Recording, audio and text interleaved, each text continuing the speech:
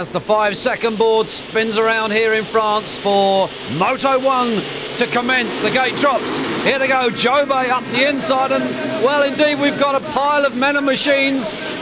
Could well have been Johan Boonen amongst that group, and another pile of machines on the first corner. Well, there indeed was a very brave cameraman. That looks like number 111 that went down. That would have been Jürgen Nielsen, but Jobé it is that has gone into the lead. Circuit conditions very tacky from the overnight rain. Nickel holding on to second position at the moment, and that's David Thorpe in third. That's Watley. There is Lyles having to contend with the, as I say, slightly slippery conditions. The rest of the riders come through. Trying to pick out who they are. The old plates on the bikes looking just a little bit mucky. So those riders that went down off the start gate and then into that first corner, back on their bikes and beginning to sort themselves out. Number 69, that was the Brit, young Higgsy, Jason Higgs. As they come around 111, there was one of those riders, Nielsen it was, that went down, and Boonen was amongst that group that went down. But we're back at the front. The Belgian, 4 times the world champion, Georges Jobé, looking for his 5th crown. Down the hill, and now has established himself quite a useful lead from this man. Second place, it's number 9, the British rider, Kurt Nickel. Looking back behind Nickel at the moment. It's Thorpe. This is the Thorpe that really everybody was used to seeing. 3 times the world champion. Billy Lyles there, trying so hard to take this championship away from this man. Number 1, Jobé. 318 points. He comes into this first moto. Nickel in second with the 300 points. Well, if they stay as they are, they will indeed stay as they are in the overall positions in the championship after this first leg. There is Lyles back there in 4th at the moment.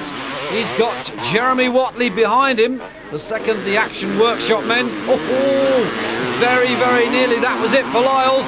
A little bit too much power on the back of the bike. It nearly threw him off. But it's Jobé, Mr. Consistent, Mr. Ever Professional he is, riding the Sinti Honda with the Eric Gabor's HRC factory motors under the fuel tank.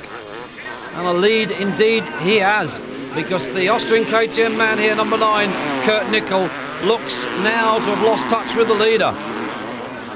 Looking back for 3rd. We have a battle on for 3rd and 4th. It's Thorpe on the other Sinti Honda from Lyles. Lyles has got up there now and is going after Thorpe's position. It'll be 15 points if Lyles can get in front of Thorpe.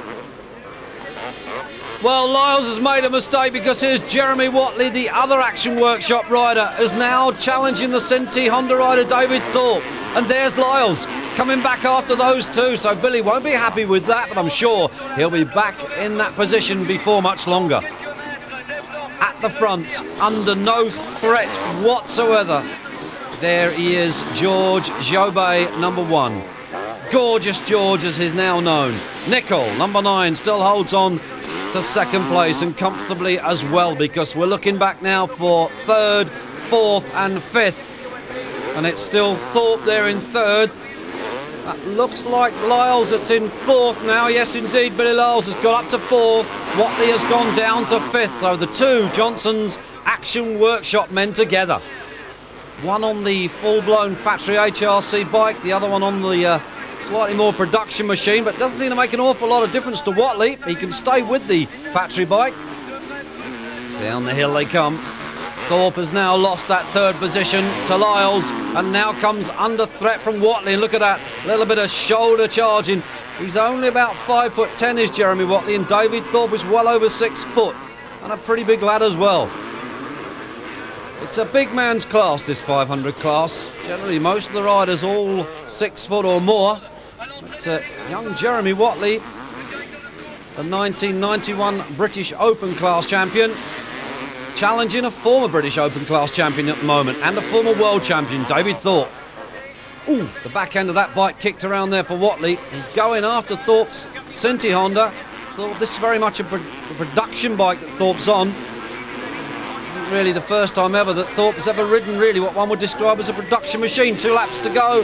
The board spins around for 1 lap to go. And here's Gorgeous George looking to pick up 20 points and that will no doubt make him extremely happy.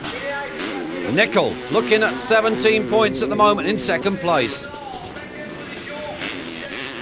As third and fourth come through, I think we've lost Thorpe, you know. I think Thorpe has gone missing because it's Lyles and Watley. 26, that's young Brian Wheeler, the Watton Underedge rider from England. He's having a much better day, but it's George Obey then that takes the checkered flag and Heat 1 win. Nicol then chases home in second position. As I say, he picks up those 17 points. And they'll no doubt be happy with those 17 points. Third place then, it was Billy Lyles. And back behind Lyles, it was indeed Jeremy Watley. Well, looking back, there's Thorpe. He finished in fifth.